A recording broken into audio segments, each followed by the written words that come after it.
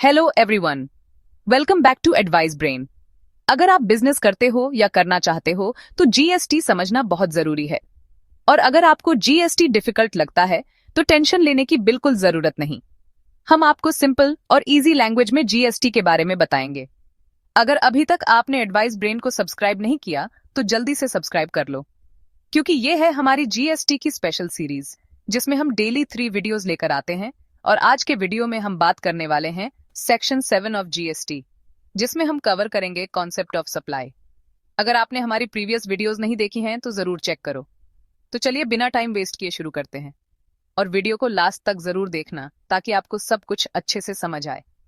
As per section 7 of GST act 2017, supply का मतलब है किसी भी फॉर्म का गुड्स या सर्विसेज का सप्लाई, जैसे sale, transfer, barter, exchange, licence, rental, lease या डिस्पोजल, जो कि कंसिडरेशन के साथ बिजनेस के कोर्स या फर्दरेंस में किया गया हो। इसके अलावा अगर आप सर्विसेज इंपोर्ट करते हो कंसिडरेशन के साथ, चाहे वो बिजनेस के लिए हो या ना हो, वो भी सप्लाई माना जाएगा। और कुछ एक्टिविटीज ऐसी भी हैं जो बिना कंसिडरेशन के भी सप्लाई मानी जाती हैं, एज पर सेक्शन 7(1) सी और स्केड्यूल।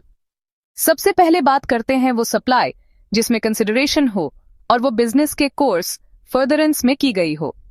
सेक्शन 7(1) ए के according sale, transfer, barter, exchange, licence, rental, lease या डिस्पोजल, अगर ये कंसिडरेशन के साथ और बिजनेस के पर्पस से होती है तो सप्लाई माना जाएगा।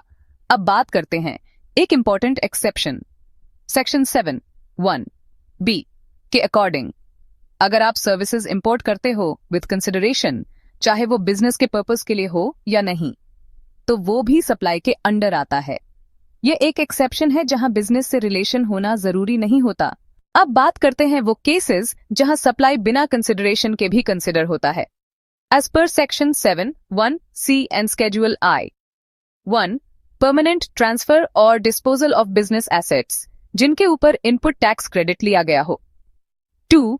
रिलेटेड या डिस्टिंक्ट पर्सन्स के बीच गुड्स या सर्विसेज का सप्लाई जब वो बिजनेस के पर्पस के लिए हो। नोट: अगर एम्प्लॉयर अपने एम्प्लॉई को 50,000 तक का गिफ्ट देता है एक फाइनेंशियल ईयर में, तो वो सप्लाई नहीं माना जाएगा। 1. प्रिंसिपल और एजेंट के बीच गुड्स का सप्लाई अगर एजेंट प्रिंसिपल के बिहाफ पे सप्लाई या रिसीव करता है। 4. Import of services from a related person या किसी और एस्टैब्लिशमेंट से आउटसाइड इंडिया जब वो बिजनेस के लिए हो। यह सब केसेस सप्लाई के अंडर आते हैं बिना कंसिडरेशन के भी। तो दोस्तों, आज के वीडियो में इतना ही। मिलते हैं नेक्स्ट वीडियो में एक नए टॉपिक के साथ। अगर आपको ये वीडियो पसंद आई हो तो लाइक करें, शेयर करें, चैनल को सब्सक्राइब करना ना भूलें। अगर आपका कोई भी डाउट हो तो कमेंट करें या हमें कांटेक्ट करें। हम हमेशा रेडी हैं हेल्प करने के लिए। Thank you and have a nice day.